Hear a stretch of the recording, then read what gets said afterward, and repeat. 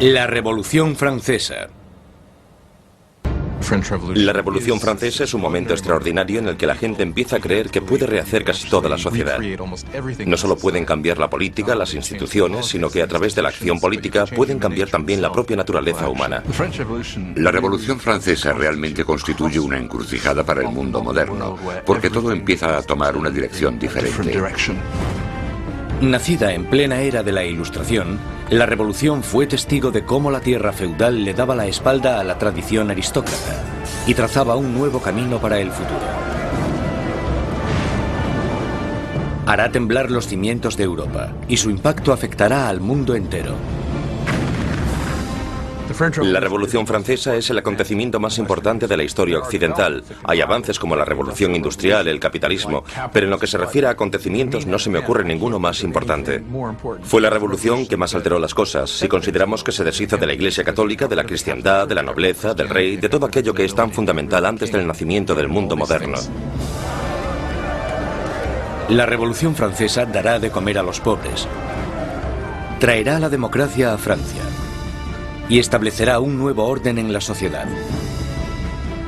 Pero el progreso tendrá un precio. Fue un momento de una extraordinaria esperanza y ambición, y de repente se convirtió en la tragedia más espantosa.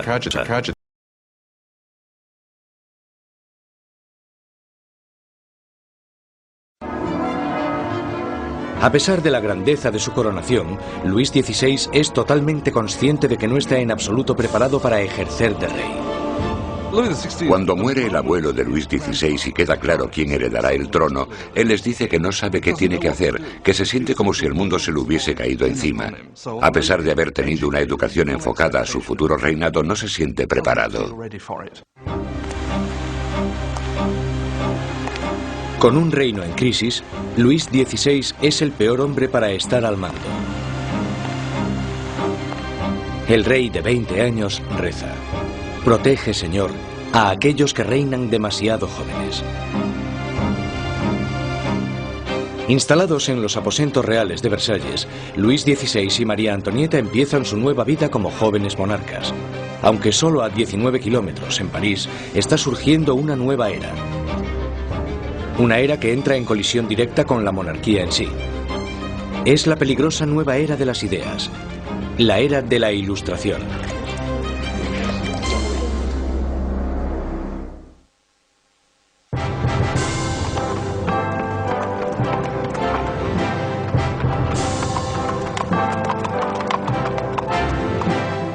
Mientras el carruaje real se va acercando al prestigioso colegio Louis le Grand en París, la gente se aglomera para echar un vistazo a la realeza.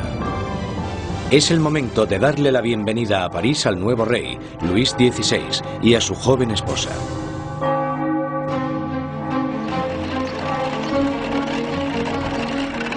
Y a la cabeza del comité de bienvenida está un prometedor estudiante de Derecho, el joven Maximilien Robespierre. Cuando Robespierre era niño, el rey visitó su colegio y Robespierre le leyó un discurso en latín. Así que, en realidad, habló con Luis XVI cuando él era solo un adolescente. Cuando Robespierre recita su monólogo en latín, el rey casi ni se fija en el niño. Pero años después, sus destinos les unirán otra vez en circunstancias muy diferentes, mucho más dramáticas. Fue uno de estos rituales habituales en los colegios, y por supuesto es totalmente irónico porque allí estaba el joven Robespierre leyendo este discurso en honor al hombre que más tarde matará.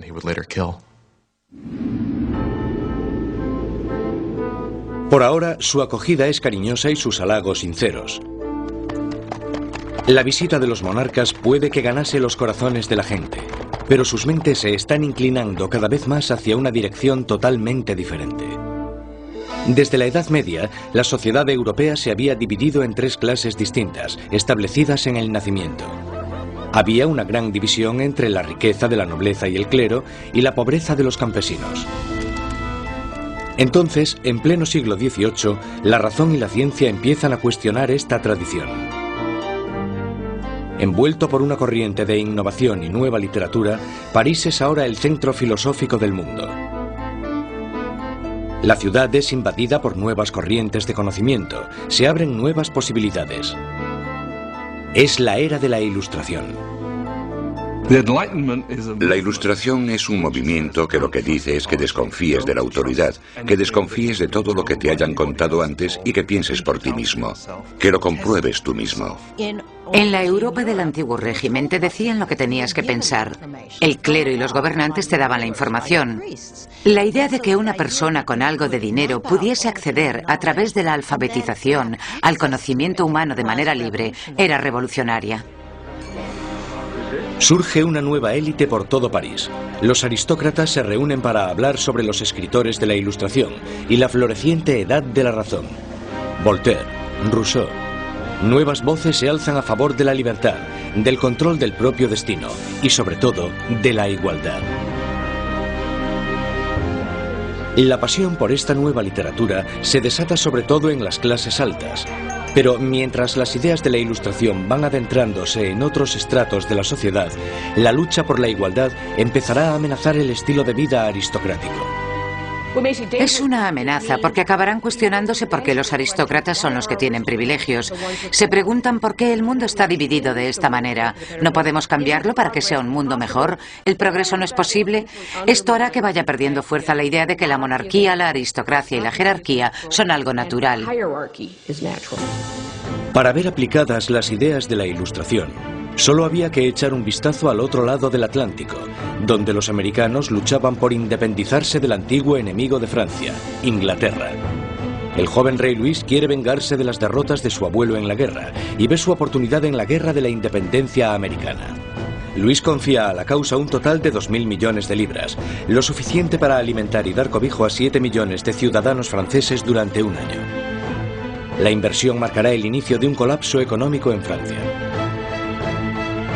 América lleva a Francia a la bancarrota porque para luchar en esta guerra, los franceses tienen que recaudar una enorme cantidad de dinero. Esto lleva a la monarquía francesa a endeudarse para poder luchar en la guerra de la independencia americana. Y es un elemento crucial en la situación financiera de la monarquía francesa.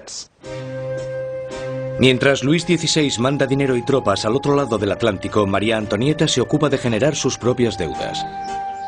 La vida en Versalles es una interminable rutina de rituales arcaicos y formalismos. Hay ceremonias para cuando el rey y la reina se levantan, para cuando se visten, para cuando comen, para cuando se van a la cama. Para entretenerse en medio de la monotonía de estos rituales, María Antonieta preside extravagantes desfiles de moda. Aparte de esta moda extravagante, María Antonieta se entretiene con los cotilleos de la corte, haciendo apuestas y representando obras de teatro. Cuando empieza a acumular deudas, le ponen el nombre de Madame Déficit. A María le ponen el nombre de Madame Déficit, ya que el país está sumido en un caos económico, y ella sigue gastando en vestidos, joyas y zapatos como si nada. Ella era la Imelda Marcos de su época. Cuando la situación en el campo empeora, la opinión de la gente sobre la monarquía empieza a cambiar. Se producen muchas malas cosechas y la inflación aumenta el precio de la harina, llevando a la escasez de la parte esencial de la dieta francesa, el pan. Pero naturalmente estas privaciones acaban a las puertas de Versalles. Mientras los monarcas continúan viviendo en la extravagancia, las quejas se traspasan al papel. A la corte real se le acusa directamente. ¿Sabe por qué hay tanta gente necesitada?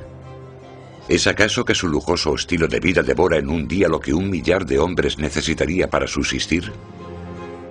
¿Quién es el hombre que está detrás de estas acusaciones? El mismo joven que solo unos años antes felicitó al rey y a la reina por su coronación. Maximilien Robespierre. La gente pronto tendrá un portavoz que pedirá la libertad y la igualdad por la revolución.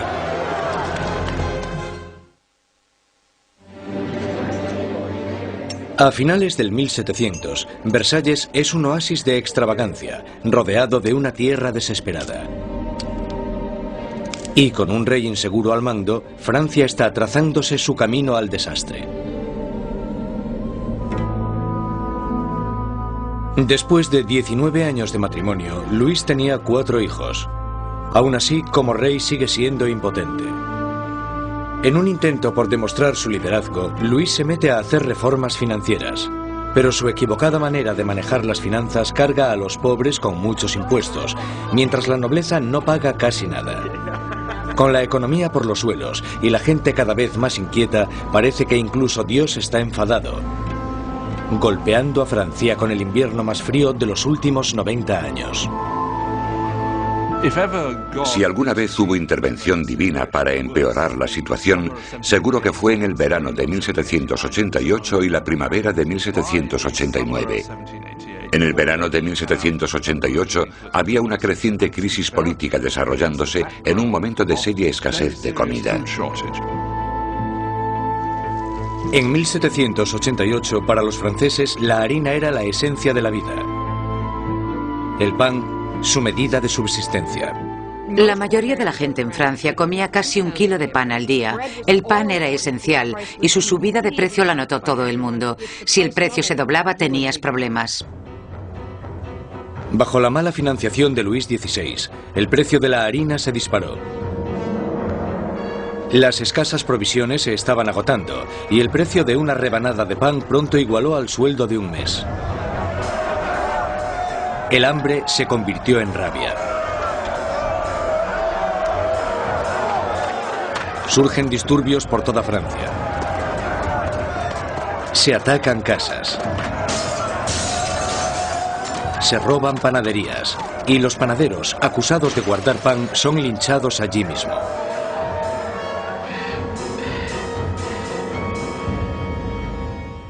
Con la economía destrozada, los bancos fuerzan a Luis XVI a contratar a un ministro de Economía, Jacques Necker.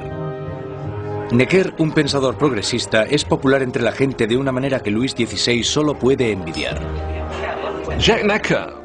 Durante la primavera del 89, Jacques Necker fue, sin lugar a dudas, el ministro más popular, porque saltó a la luz pública por sus escritos sobre el deber del gobierno de asegurarse de que haya pan y grano suficiente para todos. Con la nación en crisis fiscal, Necker insta a Luis XVI a convocar una reunión con el tradicional cuerpo representativo del reino, los Estados Generales. Es la primera vez en 175 años que se reúne a estos representantes. Políticamente, Francia estaba organizada en los llamados 3 estados. El primero era el del clero, el segundo el de la nobleza y el tercero el de todos los demás. Y según los cálculos contemporáneos, los primeros 2 estados los formaban el 3% de la población y el tercer estado el 97%. Mucha gente pensaba que era muy injusto que este tercer estado, que era la mayoría de la población, tuviese solo 1/3 de los diputados. Consideraban injusto que el Parlamento tuviese 3 cámaras y que las 2 cámaras, la de la nobleza y la del clero, pudieran siempre anular la votación de la plebe. 4 de mayo de 1789. Un destacado joven abogado y político llega a Versalles. Maximilien Robespierre viene a presentarse ante los Estados Generales como diputado, para ser la voz que pida justicia para la gente que él representa, el tercer estado. Robespierre y sus compañeros pedían que la nobleza y el clero pagasen sus impuestos. Pero Luis XVI se siente cada vez más amenazado por el creciente radicalismo del tercer estado. Entonces, el 20 de junio, después de 6 semanas de estancamiento, los diputados se dan cuenta de que están siendo silenciados. El 20 de junio, cuando los diputados llegan a la reunión y encuentran las puertas cerradas, sospechan de un complot. Van a la sala, que era lo que nosotros llamamos la sala de juego de pelota, pero que en realidad era un frontón, se reúnen y juran que no dejarán de reunirse hasta que tengan una nueva constitución. Los diputados deciden constituirse en una nueva Asamblea Nacional y ser los verdaderos representantes del pueblo de Francia. El juramento del juego de pelota es uno de estos grandes y simbólicos momentos de la historia de la Revolución Francesa. Tienes a todas estas personas reunidas en este gran espacio abierto que es la sala de juego, levantando sus brazos en una especie de saludo casi romano, y para esta Asamblea Nacional fue el momento en el que se dan cuenta de su poder y dignidad, y realmente vieron que podían derrocar al rey de Francia. La Asamblea Nacional nace de un revolucionario estado de rebeldía. Será una comunión de voces procedentes de todo el país, un cuerpo parlamentario representando la voluntad de la gente. Pero arrebatarle el poder al rey no será tan fácil como firmar una simple proclamación. Todas estas victorias iniciales que tuvieron lugar en Versalles son la mayoría victorias sobre el papel y ninguna se había llevado a cabo. Cuanto más nos vamos acercando a julio de 1789, más miedo tienen los diputados de Versalles de que el rey esté reuniendo al ejército para derrocarles. A principios de julio, 30.000 soldados toman posiciones en los alrededores de París. Para defenderse, la gente forma una nueva Guardia Nacional. Los revolucionarios asaltan las armerías de París y se van con más de 28.000 mosquetes. Lo único que les falta es la pólvora, y la gente sabe dónde encontrarla. En el centro de París se alza un enorme castillo de piedra, conocido como el símbolo del dominio feudal, la Bastilla. La prisión acoge los almacenes de pólvora de la ciudad y se conoce como la prisión de las torturas y las muertes inexplicables. La Bastilla había sido el gran símbolo del despotismo monárquico, el gran símbolo de los reyes de Francia yendo más allá de los límites de su propio poder. Para los franceses simboliza el horror. En medio de las revueltas se produce un sorprendente escándalo. Luis XVI despide a su ministro de Economía, el apreciado Jacques Necker, por portarse demasiado bien con el pueblo. Horas después de despedir a Necker, llega a París la noticia de que han despedido a su hombre preferido de la corte. No queda más opción que la sublevación. El 14 de julio, multitud de gente se reúne identificándose entre sí con un pequeño emblema. Rojo y azul son los colores de París, separados por el blanco, el color de la Casa de los Borbones. El tricolor ha nacido. De entre la multitud exaltada, una voz grita: ¡a la Bastilla! Con el ataque a la Bastilla, la gente de París está diciendo: no te podrás librar de una nueva Asamblea Nacional. La gente está tomando cartas en el asunto, está cogiendo las armas y diciendo: estamos del lado de la revolución. Cuando el director de la Bastilla, Bernard Delaunay, se entera de que una gran multitud se está aproximando a la prisión, intenta cerrarla. Monta una defensa desesperada, pero los revolucionarios asaltan la fortaleza y arremeten contra los guardas con cuchillos y lanzas. Finalmente, el director Delaunay se rinde, pero la multitud enfurecida le agarra arrastrándole por las calles, le abuchean, le dan patadas y le golpean hasta que grita: «¡Dejadme morir!». La multitud entusiasmada accede con mucho gusto a su petición. Le apuñalan, le disparan y nace una revolucionaria tradición. Su cabeza decapitada desfila por las calles clavada en una lanza. Los diputados de la Asamblea Nacional no condenan inmediatamente este acto de violencia. De hecho, lo aceptan. Y fue esta aceptación de la violencia política lo que, bajo el punto de vista de algunas personas, creó una forma de conducta que tendrá consecuencias catastróficas para el desarrollo de la revolución. Con el humo aún levantándose de la Bastilla, Luis XVI vuelve de su viaje de caza.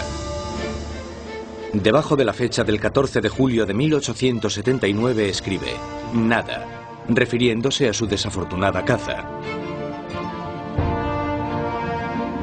Un asesor le interrumpe con las noticias de los disturbios y la caída de la Bastilla. Luis XVI le pregunta: ¿es una revuelta? «No, señor», responde. «Es una revolución».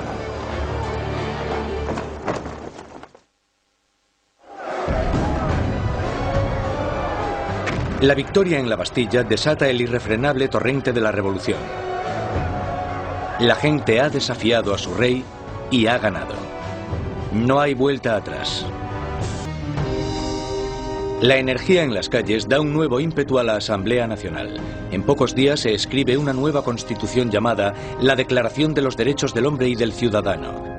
En este atrevido documento, las arcaicas distinciones de clases son abolidas y todos los hombres son considerados totalmente iguales.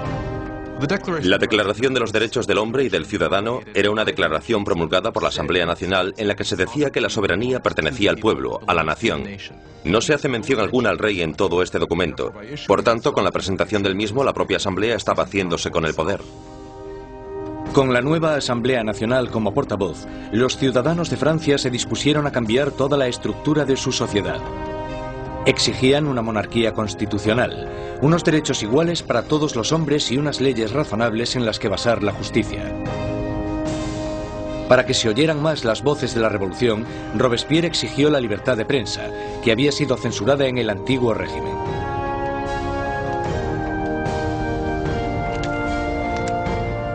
Como resultado, la prensa libre la encabeza l'ami du peuple, el amigo de la gente. Un periódico radical lleno de sermones sarcásticos y provocadores. Es la creación de un exmédico, Jean-Paul Marat. Después de un periodo de fracasos profesionales, Marat acabó viviendo en la pobreza y durante un tiempo encontró refugio en las alcantarillas de París. Allí fue donde contrajo una dolorosa enfermedad de la piel que le obliga a pasar largo tiempo dándose baños medicinales. Un Marat amargado y fracasado encuentra en la revolución la válvula de escape perfecta para su desgracia. Jean-Paul Marat era simplemente uno de esos profesionales insatisfechos y desgraciadamente la revolución da una oportunidad a los profesionales insatisfechos. Marat canalizó toda su rabia, todo su resentimiento a través de un periódico que tuvo un éxito increíble, l'ami du peuple. Marat era un hombre con una rabia fuera de lo normal. Solo hay que leer las páginas de su periódico l'ami du peuple para darse cuenta. En cada publicación se puede ver la paranoia que tiene. Ve conspiraciones en todas partes contra la revolución y para él la respuesta es muy simple. La sangre, las cabezas. Marat aborrece la extravagancia de la monarquía en medio de la pobreza que domina Francia. Y solo necesita el rumor más insignificante para arremeter contra el rey y la reina en su periódico. El 2 de octubre de 1789 explota de rabia. A París llega la noticia de que el rey ha celebrado una fiesta en Versalles y que en ella los decadentes monarcas habían tirado al suelo la bandera tricolor, el símbolo de la revolución, y la habían pisoteado. Marat está furioso. Escribe sobre esta difamación en su periódico, justo cuando surge una nueva amenaza. El rey ha ordenado otra vez a las tropas que tomen sus posiciones en los alrededores de París. Con el golpe maestro de la Bastilla aún reciente en las mentes de las personas, Marat insta desesperadamente a entrar en acción. Gente de París, es el momento de que abráis los ojos. Salid de vuestro letargo, despertad. Una vez más, despertad. 5 de octubre. París se despierta con un ensordecedor ruido de campanas. Las mujeres se reúnen cerca del ayuntamiento para protestar por la escasez de pan. Y, según la gente se va enterando de la ofensiva fiesta del rey, el miedo al acercamiento de las tropas reales se mezcla con la rabia. Pronto, miles de mujeres se dirigirán a Versalles, con lanzas y pistolas en sus manos. Las mujeres van a exponer sus quejas al rey. El núcleo de esta multitud estaba compuesto por las famosas poissardes, las temidas pescaderas de los mercados centrales, famosas por su complexión fuerte y su valentía. Iban equipadas con cuchillos enormes de escamar pescado y estaban muy fuertes para transportar cajas. Yo no me atrevería a meterme con ellas. Son mujeres de los barrios pobres que se ven afectadas por el aumento del precio del pan y la escasez de productos. De repente se dan cuenta de que tienen que hacer algo. Es bastante increíble que estas mujeres de a pie, que seguramente la mayoría no supieran ni escribir su nombre, de repente se convirtiesen en las protagonistas de un proceso histórico. Mientras las mujeres se reúnen fuera de las puertas, Luis XVI se da cuenta de que la revolución ya no puede ser ignorada. La tiene en la puerta de su casa. Acepta firmar la Declaración de los Derechos del Hombre y del Ciudadano, pero la multitud continúa aumentando durante la noche. Cuando llega la mañana, hay 20.000 personas acampadas fuera de Palacio Real. Para acabar con los signos de distancia entre el rey y sus súbditos, la multitud enfurecida pide que el rey y la reina se trasladen a París. Más indeciso que nunca, Luis XVI es demasiado débil para responder. Su indecisión desatará la furia entre la multitud y pondrá las vidas de la familia real en grave peligro. Al no conseguir conformidad inmediata con lo que ellas quieren, realmente parece que van a matar a la reina. Un grupo de mujeres entran en el palacio, pidiendo a gritos la sangre de la reina. Matan a los guardas, los decapitan y clavan sus cabezas en lanzas.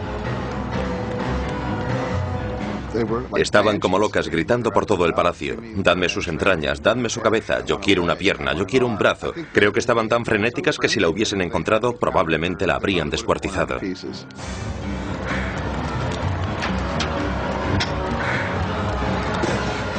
Temiendo por su vida, María escapa a los aposentos de Luis XVI solo unos minutos antes de que las mujeres entren en la habitación y hagan trizas su cama. El rey y la reina están ahora a la merced de la multitud. Y lo que la multitud quiere es un poco de atención por parte del rey. La única forma de que las mujeres se calmen es que la familia real acepte ir a París, porque creen que una vez que estén allí, entonces pueden obligarles a hacer lo que la gente de París quiera. 60.000 personas inician la marcha, llevándose de Versalles carros y carretas de harina de la despensa real. El carruaje real es escoltado todo el camino hasta París. El rey y la reina son obligados a ir a París con las cabezas de los guardas que habían sido masacrados en el castillo. Les habían cortado las cabezas. Es realmente un acto de violencia extrema. Las cabezas se reconstruyen con maquillaje y desfilan delante del carruaje del rey y la reina. El rey y la reina hacen del Palacio de las Tullerías su nuevo hogar. Nunca volverán a ver Versalles. El poder está ahora en manos de la gente. Francia tendrá una nueva democracia, unas nuevas leyes y una nueva e inolvidable forma de justicia hará su debut en el Estado revolucionario. La guillotina. Robespierre es una de las pocas personas que se opone a la guerra, porque piensa que los enemigos ganarán. Robespierre teme que el país no esté preparado porque no tiene un ejército capaz de derrotar al enemigo, y por tanto el enemigo llegará y destruirá la revolución. Robespierre no consigue convencerlos. En abril de 1792, la Asamblea declara la guerra a Austria, el país gobernado por la propia familia de María Antonieta. Surge un sentimiento nacionalista. Si Austria derrota al ejército revolucionario, Luis XVI sin duda reclamará su trono. Y se sospecha que María Antonieta está ayudando al enemigo mediante el envío de cartas a sus familiares en Austria, en las que se les pasa los movimientos de las tropas francesas para que obtengan ventaja. Todo esto mientras el rey y la reina simulan su apoyo a la revolución. Luis XVI y María Antonieta están jugando a dos bandos. Muchas veces simulan estar a favor de la revolución, pero a la vez conspiran contra ella. Están intentando sobrevivir. Se podría entender como que son supervivientes, pero bajo el punto de vista revolucionario, son unos mentirosos.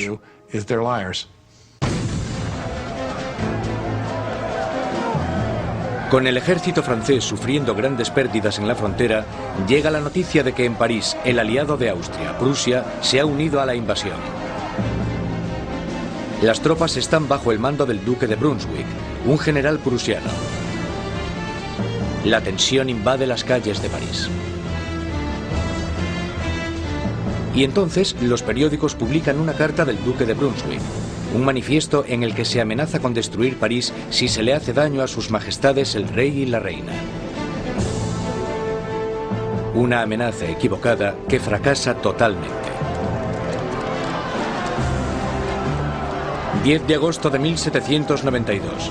27.000 ciudadanos armados, empujados por la rabia y la indignación, se dirigen al Palacio de las Tullerías e inician un ataque salvaje contra los guardias reales. Al final mueren más de 800 hombres de ambos bandos. El rey huye y busca protección en la asamblea, pero ya no existe la monarquía. A Luis le han quitado oficialmente su título. Ha nacido la República Francesa. La cuchilla de la guillotina es bautizada con la sangre de los restantes guardias de Luis XVI.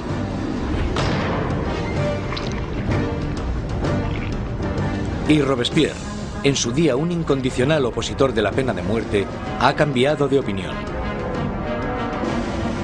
El nacimiento de una nueva república solo puede iniciarse con la muerte de un rey.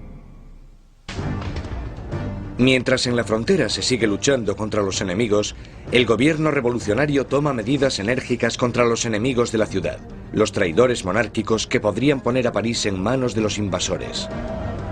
Más de 100 personas son arrestadas y metidas en prisión, curas, periodistas y hombres y mujeres de a pie.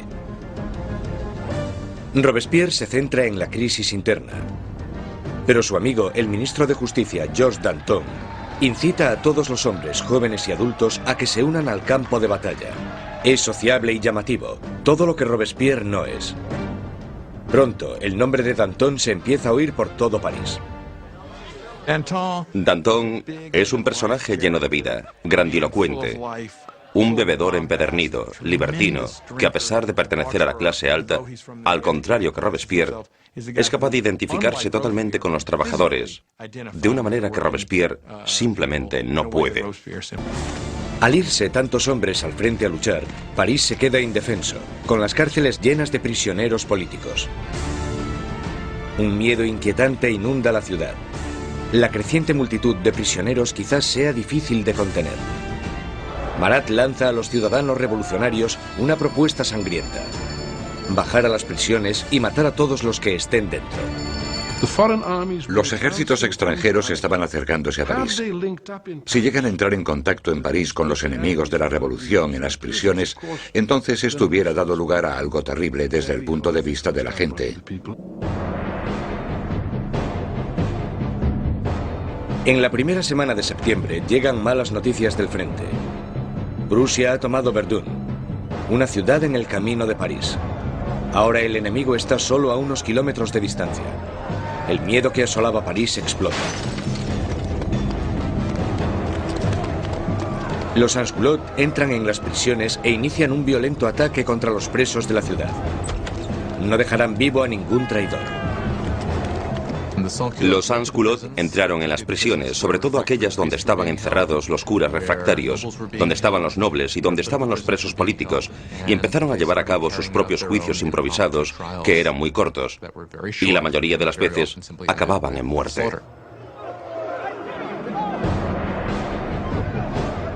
Las mujeres son violadas o mutiladas, los curas son destripados, los aristócratas descuartizados. En la primera masacre, más de 1.600 personas son asesinadas en solo unos días. Cuando la noticia de las masacres de septiembre se extiende por Europa, los enemigos de la revolución sienten repulsión.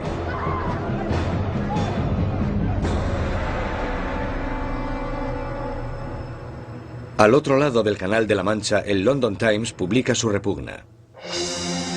¿Son estos los derechos de los hombres? ¿Es esta la libertad de la naturaleza humana? Los tiranos más salvajes que vagan a cuatro patas por los territorios inexplorados de África son incluso superiores a estos animales parisinos de dos patas. La revolución ha tomado un rumbo intolerable. Incluso Robespierre se da cuenta de que las cosas han ido demasiado lejos, que la gente no puede dirigir sola la revolución. Necesitan a alguien que les guíe. Una mano de hierro. Gracias al poder de sus palabras, el incorruptible salta a la palestra como el hombre que puede guiar a la revolución. Robespierre, que anteriormente había apoyado la monarquía constitucional, ahora cree que ya no hay sitio para un rey. Se toma una decisión trascendental. Francia llevará a juicio a su propio monarca. Con el veredicto reducido a una mera conclusión, el único debate sobre la mesa es la condena. Los moderados, los girondinos, piden que no se acabe con su vida. Y esto les deja a un lado de la convención. A los girondinos se les planteaba una cuestión importante en lo que se refiere al rey, porque aunque ellos estaban convencidos de querer una república, no estaban tan seguros de que fuera necesario matar al rey. Los jacobinos, que querían la sangre del rey, superaban en número a los girondinos. ¿Por qué los jacobinos querían matar al rey? Yo creo que porque, como muy bien dijo Robespierre, para que la revolución pueda vivir hay que matar al rey. Si está bien que haya un rey, entonces algo va mal en la revolución. En todos los sistemas que existen, solo hay un castigo para la traición, y esa es la muerte. Por tanto, en ese sentido, si el rey es culpable de traicionar a su país en tiempos de guerra, entonces la conclusión es que debe sufrir la muerte de un traidor. El 20 de enero de 1793, Luis XVI es declarado culpable. Se dicta sentencia. El rey debe morir. A la mañana siguiente, un carruaje lleva a Luis XVI al patíbulo. Estoicamente camina hacia la guillotina.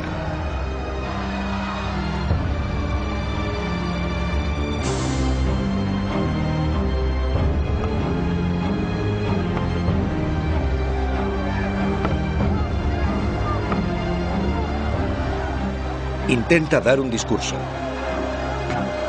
Confío en que mi muerte sirva para hacer feliz a mi pueblo, pero siento pena por Francia y temo que pueda sufrir la ira del Señor. Pero los guardias silencian sus palabras con el ruido de los tambores.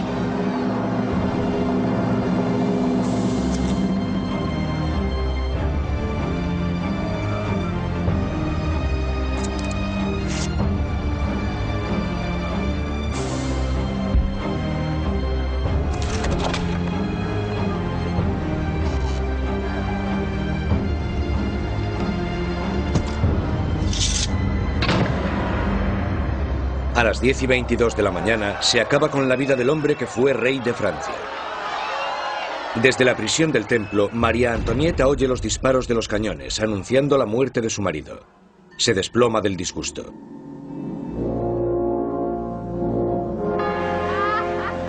La sangre del rey es derramada. La revolución victoriosa. A finales de 1792, los radicales jacobinos, por miedo a que la nueva revolución corra peligro de ser saboteada por los traidores, deciden utilizar medios cada vez más violentos. Pero los girondinos, que representan a los campesinos franceses, quieren frenar la creciente violencia por miedo a que desencadene una guerra civil. Su mayor oponente, Jean-Paul Marat, responde a los girondinos con furiosas palabras en su periódico, publicando los nombres de aquellos que él cree que están conspirando contra la revolución. Marat, que anteriormente había exigido la ejecución de 200 personas, ahora pide la de más de 200.000. Cuando observas el periodismo de Marat, te das cuenta de que tiene un principio básico que es el de ser más radical que nadie y exigir que se mate a la gente. Si observas el periodismo de Marat, todo el rato dice, con solo cortar unas cuantas cabezas todo irá bien. Y cuando las cosas no van bien, si cortas unas cuantas cabezas más, todo irá bien. De repente, los parisinos empiezan a matar a gente y Marat es el primero que quiere llevarse el mérito por eso. Pero el movimiento radical no ha llegado a todas partes. La gente de las afueras de París está furiosa con la creciente brutalidad de los jacobinos y piden que pare el derramamiento de sangre. Este mensaje llega a oídos de la encantadora Charlotte Corday, una chica provinciana sencilla pero a la vez segura de sí misma. Charlotte Corday es una mujer corriente de la ciudad de Caen que está horrorizada por las muertes que están sucediendo y quizás con razón considera que Marat es el principal responsable de todo esto. Él ha jugado un papel decisivo en el radicalismo de la revolución. La gente seguía pidiendo que rodasen cabezas. 13 de julio de 1793. Charlotte Corday llega a París. Sabe que el amigo del pueblo tiene una política de puertas abiertas y que a Marat se le puede encontrar en su casa a cualquier hora, dándose baños medicinales. Corday le visita con la excusa de que tiene una lista de traidores, de aquellos que están colaborando con los enemigos extranjeros para acabar con la revolución. Marat le pide la lista, prometiendo a Corday que los traidores serán guillotinados al día siguiente. Y cuando se la da, coge una daga, un pequeño puñal, y se lo clava en el pecho.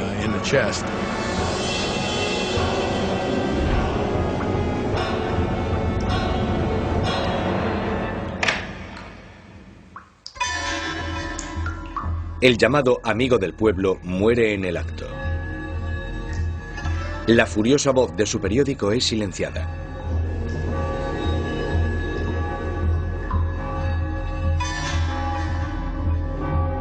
Cuando la revolución se convierte en un baño de sangre, es muy fácil echarle la culpa a él, y por supuesto eso fue lo que hicieron los que le odiaban o le temían. Y esa es una de las razones por las que Charlotte Corday lo asesina en 1793, porque cree que él es el responsable de muchas de las sangrientas atrocidades que han ocurrido. Corday no intenta escapar.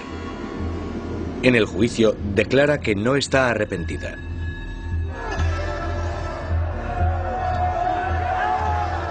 ¿Qué esperaba conseguir asesinando a Marat?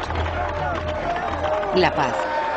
Ahora que está muerto, volverá la paz a mi país.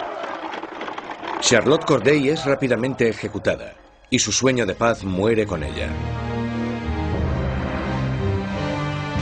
Ha matado a Marat el hombre, pero ha creado a Marat la leyenda, y su famosa muerte es retratada por un pintor revolucionario, Jacques-Louis David. Se convirtió en un mártir. Se convirtió en algo casi como una figura religiosa. Había gente que incluso le rezaba. Decían, corazón de Jesús, corazón de Marat. El 15 de octubre se celebra el juicio de María Antonieta, y es acusada de traición y de dilapidar los fondos nacionales. Las pocas pruebas que se presentan son basadas en espantosos y vengativos rumores. Una acusación se añade a la lista. Es acusada de incesto con su hijo. Ante esta acusación, María Antonieta se alza para defenderse. Apelo a la conciencia y a los sentimientos de todas las madres presentes para saber si hay alguna de vosotras que no se estremezca ante la idea de semejante horror. Y en ese momento hubo un cambio de tercio porque todas las mujeres se sintieron culpables y se dieron cuenta de que habían llegado demasiado lejos con esas acusaciones. María Antonieta tiene esperanzas de que, en un momento de compasión pública, la deporten a Austria, pero sus esperanzas se echan por tierra cuando se entrega la sentencia.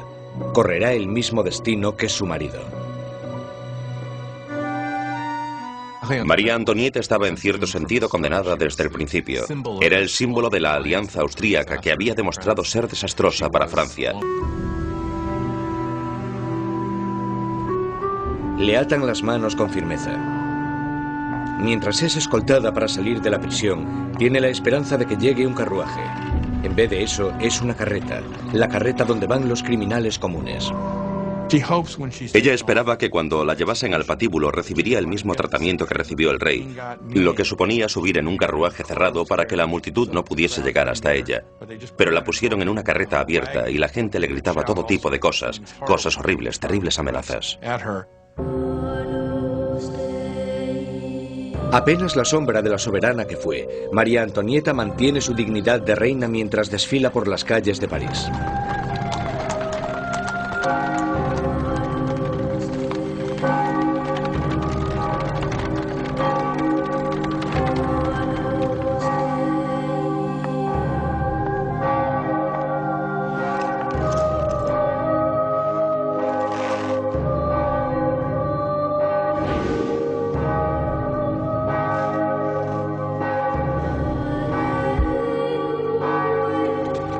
Su nombre y las acusaciones contra ella se leen en voz alta.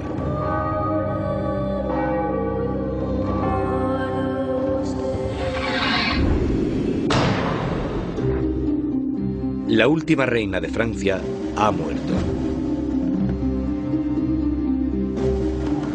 Varios días después, tras incontables ejecuciones, un miembro de la Convención Nacional comenta lo absurdas que son estas masacres, y sus aliados, uno detrás de otro, son guillotinados. Él dijo, la revolución es como Saturno, devora a sus propios hijos. Danton le contesta, las revoluciones, amigo mío, no son un camino de rosas. El derramamiento de sangre solo acaba de empezar.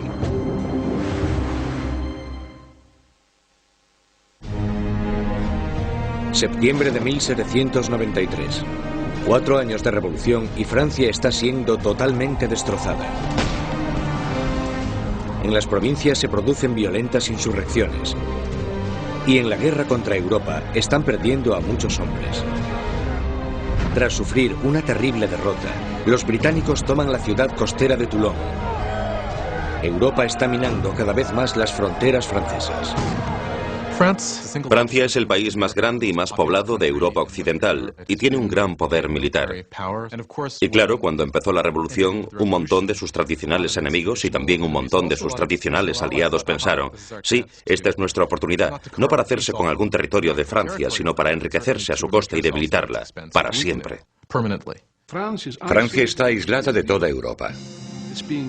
Gran Bretaña la está bloqueando y Austria y Prusia están atacándola e invadiéndola.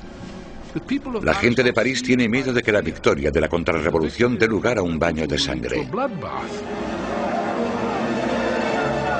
Danton y Robespierre, los mejores oradores de la convención, se dan cuenta de que para poder salvar la revolución tienen que atacar. Convencen a sus compañeros para establecer una nueva y amenazadora ley marcial. Es hora de que todos los franceses disfruten de una igualdad sagrada. Es el momento de imponer esta igualdad mediante leyes que hagan justicia contra los traidores y conspiradores. Haced que el terror esté a la orden del día. Esto inicia un nuevo capítulo en la revolución. Un periodo de represión violenta llamado el terror. En un increíble cambio de tercio, los revolucionarios suspenden la nueva constitución y todos los derechos que garantizaba. Se colocan policías de paisano por todo el país. Cualquier persona sospechosa de realizar actividades contrarrevolucionarias es perseguida, sometida a un juicio rápido y mandada a la guillotina. El reino del terror fue concebido como un gobierno de emergencia. Lo que ellos entendían como terror se basaba en sembrar el terror en los corazones de los enemigos de la República. Por lo tanto, digamos que o estaban muertos de miedo o eran arrestados y liquidados.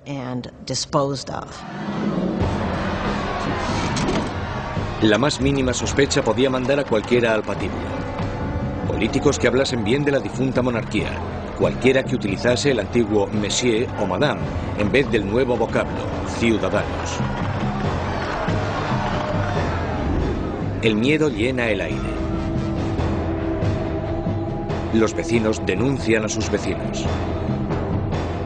El incesante movimiento de las carretas de la muerte resuena en todas las calles de París. La gente está totalmente pendiente de las ejecuciones. Saben que en París hay policías de paisano, bastantes policías de paisano por todas partes, de pie en la cola del pan, escuchando lo que las mujeres dicen y arrestándolas si no les gusta lo que oyen. Podían arrestarte por quejarte por lo caro que estaba el pan. Podían arrestarte incluso por no estar demasiado contenta con el curso que tomaban las cosas y con el éxito de la revolución, así que en realidad casi todo lo que comentaras podía traerte problemas. La Asamblea constituye un tribunal revolucionario, acelerando los juicios y las ejecuciones con una eficacia implacable. Para consolidar el poder, forman un consejo de 12 hombres y lo denominan el Comité de Seguridad Pública. Una de las ironías de la vida política de Robespierre es que desde el principio él estaba totalmente en contra de la pena de muerte. Y por supuesto se tendrá que comer sus propias palabras cuando más tarde se convierta en un defensor acérrimo del terror y la guillotina. Nunca llegó a responder a eso directamente, excepto cuando dijo, bueno, los tiempos han cambiado. La revolución había vuelto implacable a Robespierre. El que fuera un apasionado defensor de la libertad de prensa ahora restituye la censura, vestigio del antiguo régimen. La iglesia ya está siendo atacada y él se queda de brazos cruzados mientras uno de los revolucionarios más radicales, Jacques-René Hébert, hace una nueva propuesta: la descristianización. En plena crisis de la guerra y en plena rebelión interna, la gente empieza a decir que la culpa de todo la tienen los curas, la religión. Y que lo que tenemos que hacer, si queremos salvarnos de los enemigos de la revolución, es destrozar el poder de la Iglesia Católica. La superstición, el fanatismo, eso es de lo que trata la religión y por tanto lo que tenemos que hacer es erradicar todo eso. Las calles que llevaban la palabra San son cambiadas de nombre.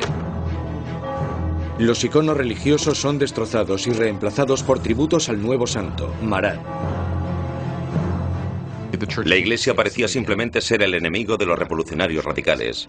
A las iglesias y las catedrales les arrancan los altares, rompen las vidrieras, rompen las estatuas, simplemente destrozaron toda la riqueza de la iglesia. Por supuesto, a los europeos esto les chocó, incluso más que la muerte del rey. El terror se extiende por toda Francia. Se condenan las insurrecciones con una sanguinaria e implacable crueldad. En la ciudad de Lyon, donde los contrarrevolucionarios están ganando terreno, el Comité de Seguridad Pública sienta un ejemplo brutal. Cientos de rebeldes son atados, llevados a campos y acribillados en masa.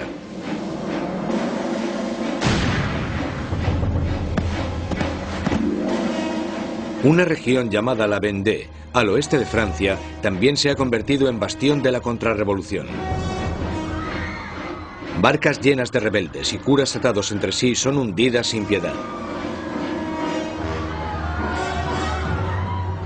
Más de 100.000 personas son asesinadas solo en la zona de la Vendée. En París, la hoja de la cuchilla cae a un ritmo aún más frenético.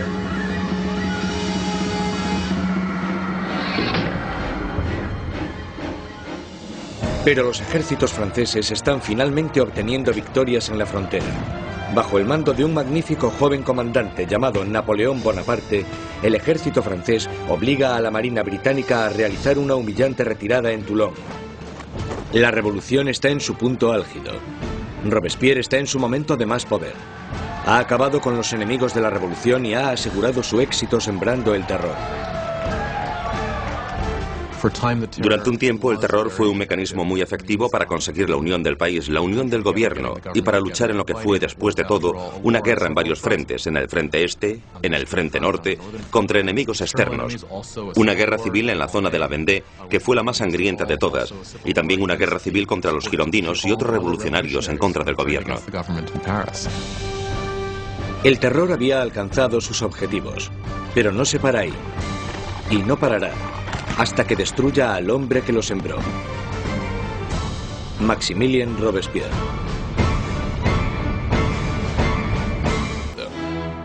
Para Danton, la revolución está yendo por el camino equivocado.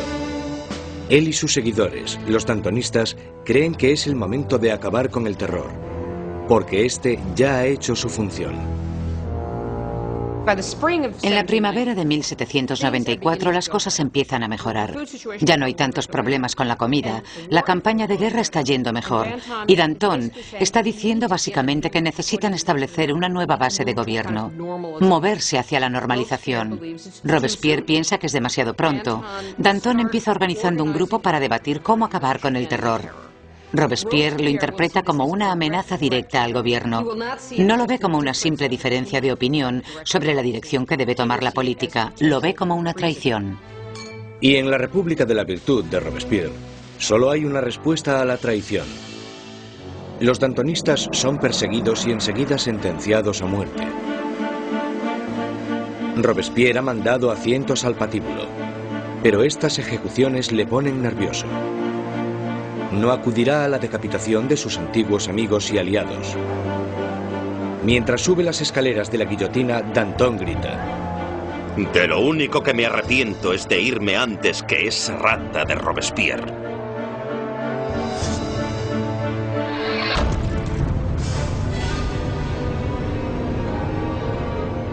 Con los dantonistas fuera de su camino, Robespierre inicia en Francia un período aún más sangriento y terrorífico. El Gran Terror. El Gran Terror es el nombre de la última fase del terror que duró desde la primavera hasta el verano de 1794. En este periodo, el ritmo de las ejecuciones empieza a aumentar de verdad, con lo que se desata el miedo, principalmente en París, aunque en todo el país empieza a aumentar de manera exponencial. Se calcula que al mes en París se realizaban 800 ejecuciones, y al final del periodo incluso más. El verdugo de París está más ocupado que nunca. Pero el 6 de junio de 1794, las carretas de la muerte dejan de sonar. La guillotina permanece silenciosa. Robespierre ha declarado un nuevo día de fiesta religiosa, el Festival del Ser Supremo. Quiere reemplazar al viejo dios católico por uno nuevo, la diosa de la razón. Dicen que Robespierre nunca apoyó las políticas ateas. Él pensaba que la gente necesitaba creer en una divinidad, y ayudó a introducir este culto, que se llamaba el culto al Ser Supremo. Y creo que fue en junio de 1794 cuando se colocó este increíble escenario, con coros de gente vestida de blanco cantando, y se construyó esta especie de montaña de papel maché en el centro de París. Y en el momento más importante de la ceremonia, el propio Robespierre salió de la cima de esta montaña vestido con una toga y caminando montaña abajo. Y creo que en ese momento un montón de gente pensó, vale, ¿quién se cree que es? ¿Acaso se cree que es Dios? ¿Acaso se cree que es el rey? Mientras el Gran Terror se descontrola, los aliados de Robespierre se dan cuenta de que ha perdido totalmente el contacto con la realidad. Hay algunos que piensan que Robespierre realmente había llegado a un punto tan extremo e irracional que ya no había vuelta atrás. Unos creen que su fanatismo le ha superado y otros que simplemente se ha vuelto loco. Una vez más, Robespierre centra sus sospechas en aquellos que están cerca de él. El 27 de junio, ahora el 9 de Thermidor, aparece en la convención y da un discurso lleno de amenazas. Será el último discurso que dará. Robespierre comete un error. Anuncia que tiene una nueva lista de enemigos de la República, pero no quiere darla. Todo el mundo teme estar en ella. Y cuando al día siguiente decide hacerla pública, le arrestan antes de hablar. Un improvisado coro de voces grita a Robespierre. Él les mira en silencio. Los diputados le acusan de rebeldía e inmediatamente le retiran de la convención. Robespierre y varios de sus aliados son llevados al ayuntamiento, donde permanecen vigilados durante la noche.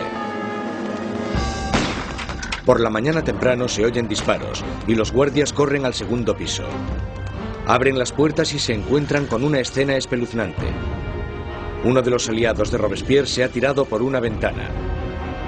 Otro se ha pegado un tiro en la cabeza. Y a Robespierre lo encuentran semi-inconsciente, con una herida de bala en la cara y la mandíbula destrozada por un supuesto intento de suicidio. Robespierre pasa sus últimas horas de vida en la mesa del Comité de Seguridad Pública, en la misma sala desde donde había conducido el terror hasta su espantoso y sangriento final. Mientras es ridiculizado e insultado por sus antiguos aliados, Robespierre es incapaz de responder. El gran maestro de la oratoria ha sido acallado. En la Conciergerie, donde la última reina de Francia le había precedido, Robespierre se prepara para la hoja de la cuchilla nacional. Su compañero de celda, el revolucionario Saint-Just, le señala un dibujo de los derechos de los hombres y el ciudadano, y declara, por lo menos hicimos eso. Robespierre encabezó la revolución y cambió la estructura de Francia. Estableció un nuevo orden de sociedad e instauró un sistema sangriento y tiránico para asegurarse el éxito. Pero estaba destinado a ser una de las últimas víctimas de este sistema.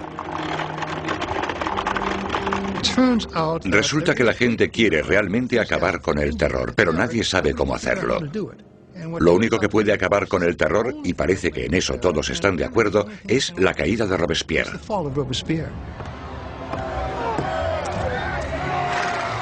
El 27 de julio de 1794, la guillotina acaba con el incorruptible. Y la última sangre del terror es derramada. El terror muere con Robespierre, pero la revolución no. Los derechos del hombre, la democracia, la nueva república. Los logros de la revolución sobrevivirán más que cualquiera de los propios revolucionarios. Francia entrará en un periodo de incertidumbre, paralizada por el miedo a otro terror, o incluso algo peor: la vuelta a la pasada monarquía opresiva. Pasarán 5 años de estancamiento, hasta que, una vez más, el poder se consolide en manos de un único hombre, Napoleón Bonaparte. Los historiadores no se ponen de acuerdo sobre cuándo terminó la revolución. Algunos creen que terminó con la subida al poder de Napoleón. Otros mantienen que la revolución continuó hasta el siglo XIX e incluso más allá.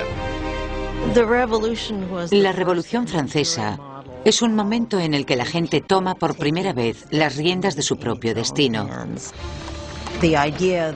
La idea de que los súbditos de la monarquía más antigua, más prestigiosa y más poderosa de Europa pudiesen reescribir su historia fue algo que tuvo una resonancia increíble.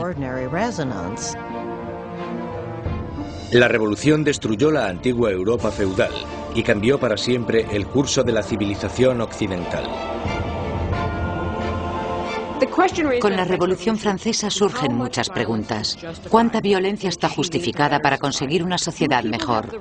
¿Tiene la gente derecho a acabar con lo que consideran un sistema injusto para reemplazarlo por lo que están convencidos en sus corazones de que es un sistema más justo? ¿Cuánta violencia está justificada para poder llevarlo a cabo? Aún hoy en día nos preguntamos todo esto.